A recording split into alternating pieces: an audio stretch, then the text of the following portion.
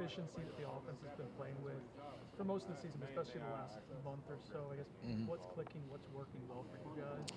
I think they're starting to settle in and really understand the scheme and continuity. We've had the same guys out there, so they're understanding the mistakes. But we also had some things show up that we got to get corrected, some little minor things that we got to tweak and make sure we're on point.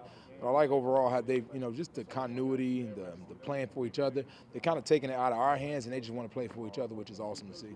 The offensive line, I know it was plenty of emphasis early on with locating guys and being a little bit more concise with that. How much better has that gotten? We've seen it all, and that had to come. We had to see every front, every shift, every motion, every change of strength. We had to get all of it. And I think with us having the same guys out there building, we don't have the catastrophic missed assignments. We still got some little details, leverage things we got to clean up, but we hadn't had the catastrophic breakdowns. Is that just a matter of experience and continuity? Oh yeah, you don't learn it's hot till you don't learn the stove is hot till you put your hand on it. And we had to get burned a couple of times, and now I'm starting to see that as long as they keep applying the lessons that they learn, it should be good for them. Speaking of learning lessons, last year against Florida it seemed like a learning lesson for this team that you some of the mistakes. What did you guys take away from that game, and was that a learning experience positively in a way? Well, they went in the game to beat Florida instead of play their best, and that's what coaches really preach. It's not about the opponent. It's about making sure you're on point and doing what you're supposed to do and handling yourself and playing your best. As long as they continue to do that, they'll be fine, but they have to understand it. It's always about them.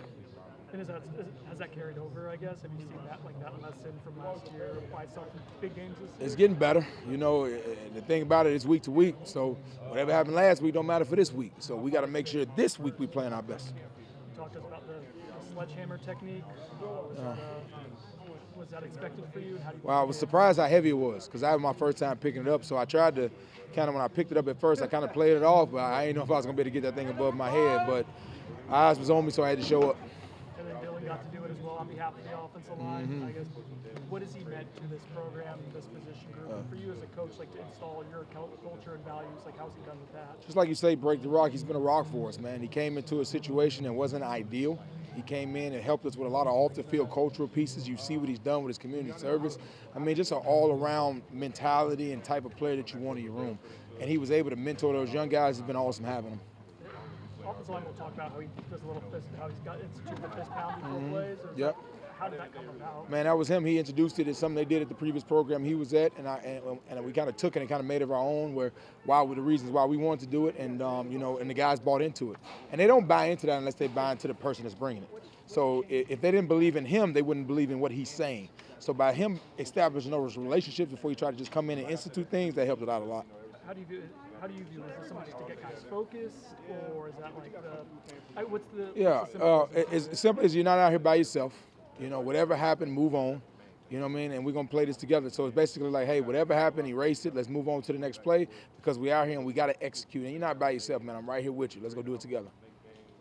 With how you have to be with AJ's red shirt, wanting to redshirt him and how few games he can play in. It was the first time he played in quite a while. How able to think that after being just practices along the game experience again once for him? Well, yeah, man, the rules in college football have changed. We're able to play the guys 4 games before you can redshirt them, give them that little bit of experience. But we got some competitors. These guys want to play. And they want to play all the time, so we got to kind of protect them from themselves a little bit so they understand the opportunity to have that extra in your pocket if needed, or barring anything happen to you.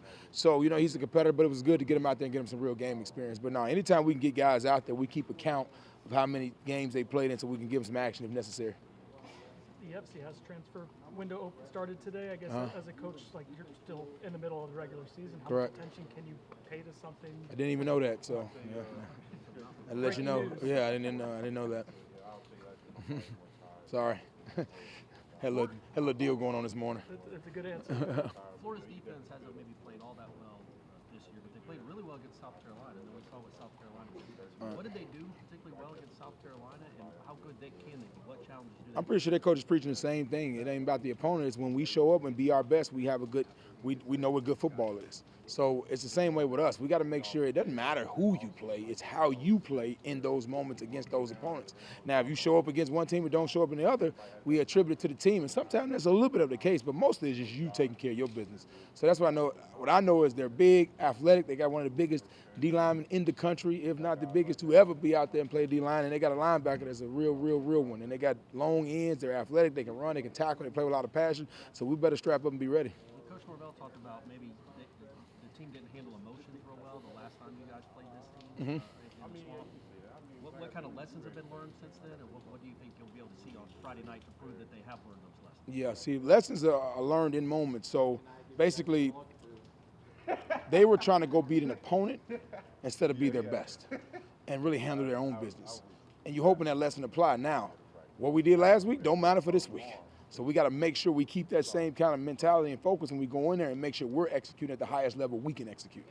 You look at Coach Gravel's track record. His teams have a lot of success in November, both at Memphis and the last few years here. Is there something you look at with him or the coaches he surrounds himself with that you think that's the case?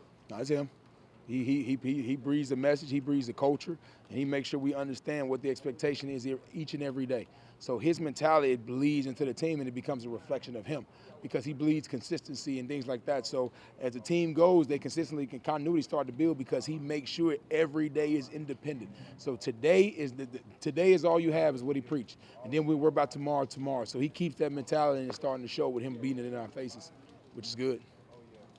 Why do you think you all have been so successful finding the right fits out of the transfer portal, guys who can develop, guys who can be productive leaders? Man, I think it's just trusting people around players, trusting coaches to give you their evaluation. You know, like what we look for is somebody to vouch for and say, hey, look, man, I know I watched the film, I know I seen the kid, I met the kid, but I need somebody to tell me, Coach, no doubt, no brainer. That trust and building those relationships.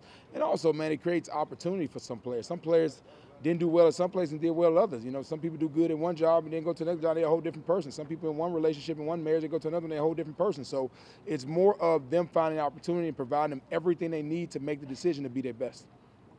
We talked to Rob Scott talked to us after the game saying he didn't know Marquiston had that kind of catch in on the catch for that touchdown. I remember talking to you in the preseason about, you being surprised maybe that he was kind of already ready for the role. What's it been like watching him kind of have that success this season? Yeah, I forget how young he is, and he hadn't played a lot. You know, this is kind of his first season, kind of jumping out there and be a major role in the offense. He's still got a lot of ball left, but to see his development has been fun because Keith was a basketball guy. So he looks at the game in basketball, you know, so that probably was his moment. I told him after he caught the ball, I saw him taking selfies. I said, the catch don't make you cute now. Calm down now. But nah, he had a good time with it, man. It was fun. Good?